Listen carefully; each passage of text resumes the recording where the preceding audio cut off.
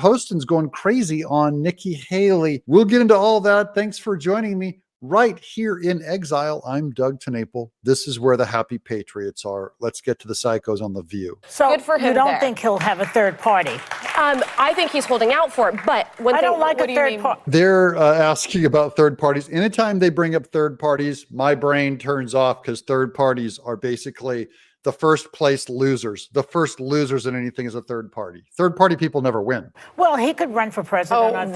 Run as a third party candidate. Yeah. And I think that always hurts Democrats in my memory. Well, historically, yes, a third party candidate. Always hurts we all remember Democrats. Ralph Nader.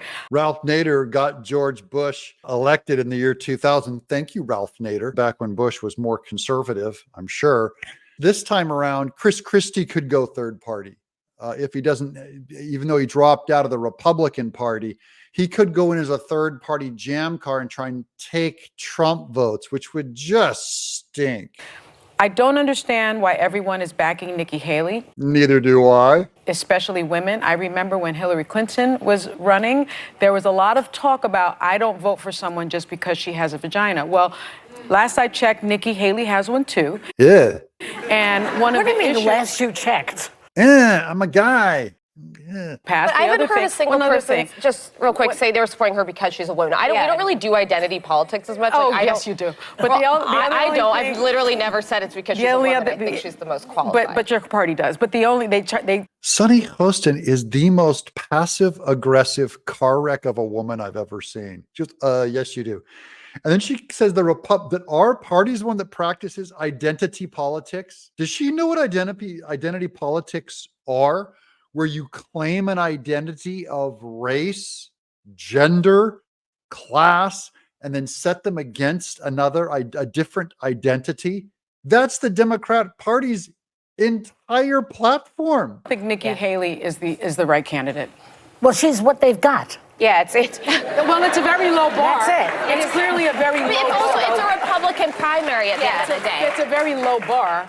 All I know is I watched that debate a little bit last night. I fell asleep, of course, because it's like going to a Broadway show and the understudies show up. She's calling Nikki Haley and Ron DeSantis the understudies, which once again, she doesn't realize it, but Joy Behar is making the case for Trump. She's providing Trump with a huge compliment. And Trump was not there, who's really the star of the show. I hate to admit it, but of the Republican show. And he spends more time in court than Judge Judy. Joey, ripping those one-liners. I wonder how much your writers get paid for that one. He spends more time in court than Judge Judy. This is like getting a writer from a joke book at Dollar General. On this issue of the third party, what I keep hearing from Democrats is, wait, but a third party could take more votes from Joe Biden than Trump. Doesn't that speak to how weak your candidate is? If you're afraid that a third party people are looking for more of another option than Biden than Trump. About Biden. That's all there is. The messaging is bad. And no one has voted. No one is uninformed about Biden. They know about Biden. This is the Democrats' problem, is people know about Biden. That's what's wrong with them. They've been seeing him, Whoopi. It's over for him. The fact that we're talking about putting a psychopathic man into the Oval Office is making me nuts.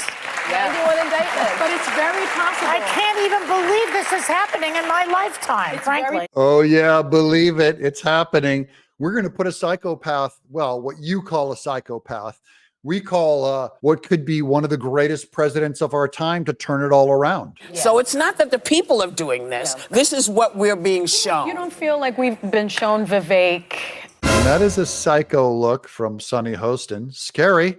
This is just an early taste of the kind of meltdown the left is going to have in November. I am looking forward to it. Of course, my hope, all my faith is in God. It is not in Trump and a presidential candidate. But I still look forward to a great victory to own these libs and watch them all completely go nuts and fall apart in the fall. I'm Doug in Exile.